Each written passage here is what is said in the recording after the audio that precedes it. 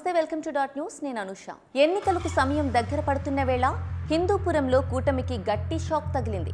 BJP star campaigner Paripoornananda స్వామి తాజాగా తాను MLA బరిలో ఉన్నానంటూ కుండబద్దలు కొట్టారు.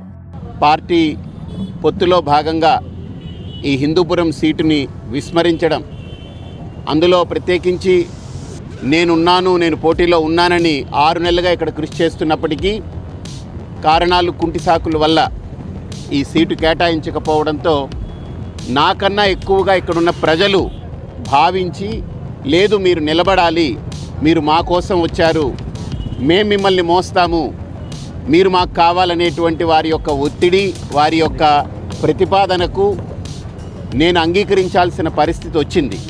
కాబట్టి ఈరోజు స్వతంత్ర అభ్యర్థిగా నేను నామినేషన్ దాఖలు చేయడం జరిగింది. దీంతో పార్టీ కేడర్ ఒక్కసారిగా ఉలిక్కిపడింది. ఇప్పటికే కూటమి తరపున నామినేషన్ వేసిన బాలకృష్ణ పరిస్థితి ఏంటన్నది ఇప్పుడు $1 మిలియన్ ప్రశ్న.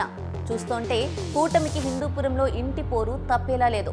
బీజేపీ తరపున తాజా ఎన్నికల్లో హిందూపురం పార్లమెంటు స్థానం నుంచి పరిపూర్ణానంద స్వామి పేరు గట్టిగా వినిపించింది. అధిష్టానం కూడా ఇందుకు ఓకే చెప్పడంతో ఆయన నియోజకవర్గంలో ప్రచారం కూడా చేశారు.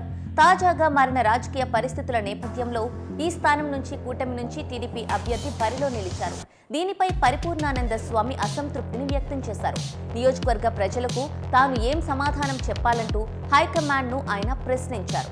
తాజా పరిస్థితుల నేపథ్యంలో ఆయన హిందూపురం నుంచి బరిలో నిలుస్తున్నట్లు వెల్లడించారు. దీనిపై కూటమిలో అయోమయం నెలకొంది. కూటమి నుంచి ఇప్పటికే హిందూపురంలో బాలకృష్ణ 3వ బరిలో నిలిచారు.